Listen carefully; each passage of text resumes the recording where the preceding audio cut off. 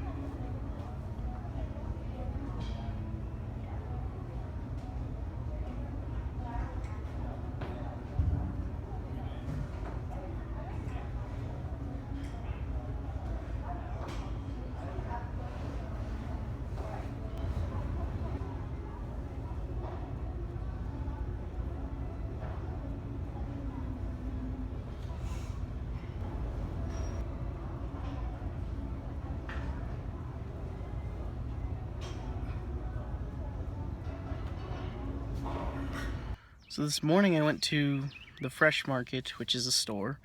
It's got really nice organic meat. And I got some pork chops, and I had those for breakfast. After I got home from my training, I had a cookie and milk, and that was at like 2 o'clock, I think. It's like 4 now, and I'm headed back to the Y to do some agility training, some sprinting for rugby, which I started playing. Started playing rugby, and it's the best sport ever. I love it so far. Uh, cool. So I'm gonna get some footage of that, hopefully.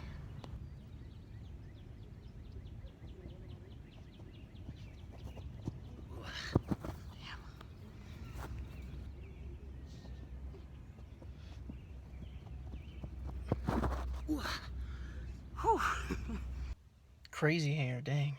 So I just finished my training. I started off with some sprints, which I didn't film. I did 7 sprint intervals. I sprint across 52. It was 52 meters of AstroTurf. It's like this long strip of AstroTurf right over there. So practice some sprint intervals across that about 7 times with 4 minutes rest in between. After that, I did some agility training. I put some cones down. I was practicing, like you saw that one drill I did. I was doing karaoke, which is the forward and backward sidestepping in facing one direction. And once I reach a cone, I pivot and sprint towards the next cone. So I'm not really picking up these drills from like a website or anything. I'm just like, I want to be able to sprint really fast, obviously, for rugby. But I also want to be able to control my sprint, control my speed, in every way that I can think of. So I'm just making up drills for myself to do. I'm just trying to think of like every possible situation that could occur on a rugby field. So karaoke, the sidestepping, would be an example of like stumbling. And then being able to sprint out of it. So I practiced karaoke, facing one direction, and when I reached the cone, I would sprint straight ahead. Then I practiced it again.